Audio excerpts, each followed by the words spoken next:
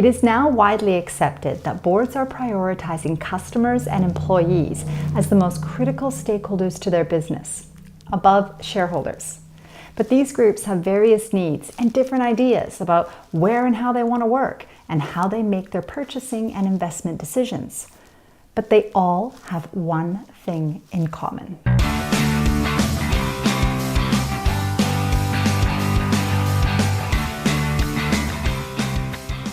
Welcome back, I'm Samantha McGolrick and you're watching the No WTA show, where I help board members and executives like yourself know what to ask and when to act so that you can lead from the heart and put people first by leading safe and healthy work. So make sure you subscribe to this channel and hit that bell so you don't miss out on future videos.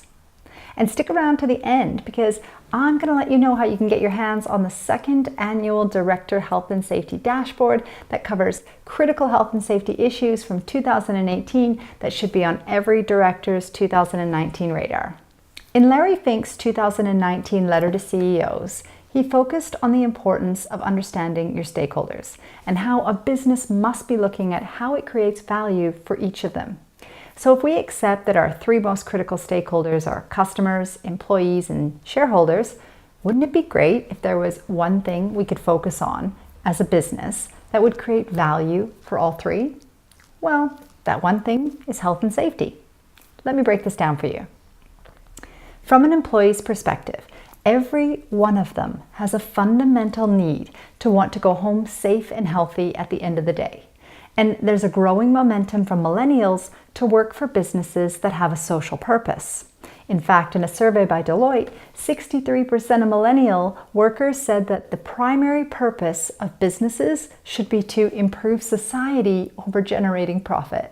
Warby Parker is a for-profit startup in New York, and they're able to pay less in salaries to their employees because they have a social mission. And an employee will come to them and take a pay cut and work harder because they believe in the social mission. And we've seen, obviously it's more difficult to do in a big established company, but Danone Group is taking steps to become a B Corp. Unilever, a lot of their brands have purpose-driven identities behind them. And I think that it's just a smart thing to do if you want to be competitive in this environment. Even if you don't care, if you don't buy into the morality or the ethics or anything, if you want to be competitive and attract millennials, you must be purpose-driven. In Fink's letter, he also pointed out that the world is undergoing the largest transfer of wealth in history. In the years to come, $24 trillion is going to move from baby boomers to millennials. So from an investor perspective, if you're interested in enticing millennial investors, you can start with improving the safety, health, and well-being of your workforce as your social purpose. I mean, think about it this way. If you spend approximately 1/3 of your life at work, by helping people stay safe and even improving their health and well-being while they're at work, as a business, you're giving a great deal back to society. Not to mention, whether you're a millennial investor or not, people don't want to invest in companies that kill or seriously injure people or cause health epidemics. Think James Hardy. From a customer perspective, there's a growing desire to know that by purchasing your product or service, I'm not doing so at the expense of another human being's health and safety.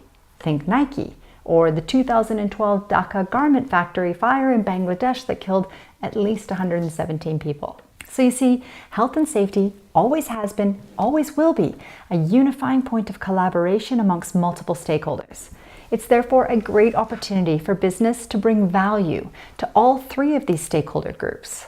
So here is one thing your business can do for each of these three stakeholders that will demonstrate a commitment to safe and healthy work, safe and healthy products or services, and at the same time demonstrate a commitment to improving society.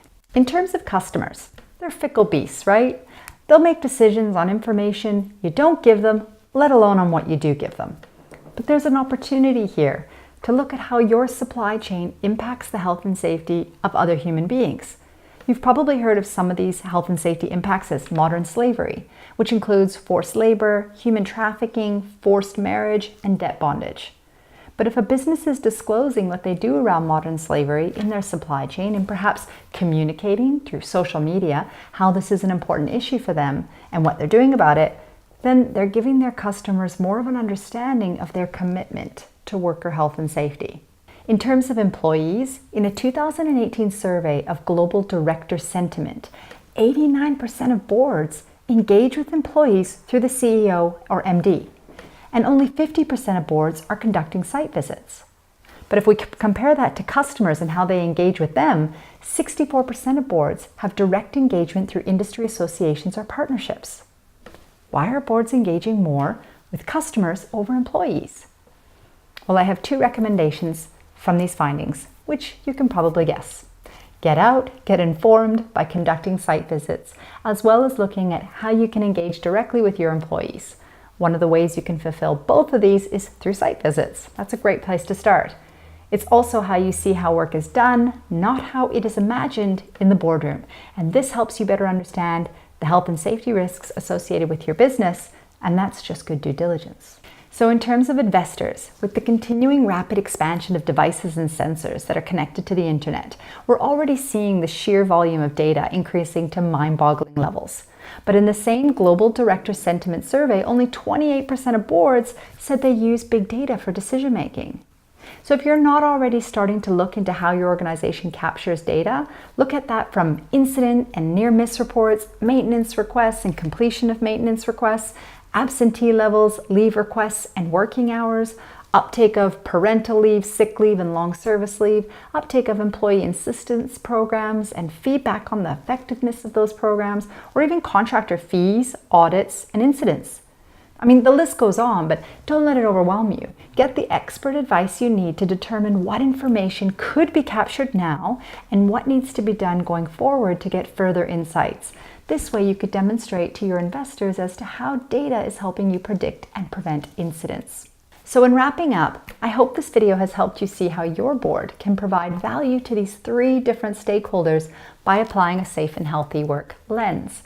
Because underneath their differences lies a human need to be safe and healthy, or at the very least, to know that our purchasing decisions are not at the detriment of someone else's health and safety. If you found this video interesting, you'll love that these are just a few of the topics that I cover off in my 2nd annual Director Health and Safety Dashboard.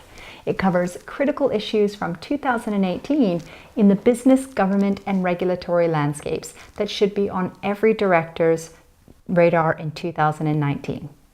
To get your hands on a copy, check out the link in the description below this video. In closing off, one of the foundational principles of leading safe and healthy work is sharing knowledge across businesses, industry, and borders. So in the context of sharing, let this community know in the comments below, what are some of the activities that your business does that adds value to all 3 of these stakeholder groups?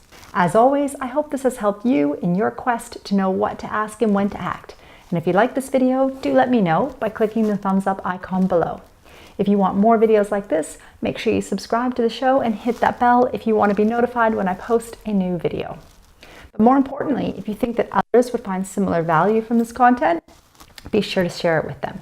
If you want more great insights into what to ask and when to act, come on over to SamanthaMcGolrick.com and sign up to get email updates, and you'll get instant access to my 2019 Director Health and Safety Dashboard. Be brave and stay true to your commitment to lead from the heart by putting people first, and I am confident you will reap the rewards. Thank you so much for watching, and I'll see you in the next video.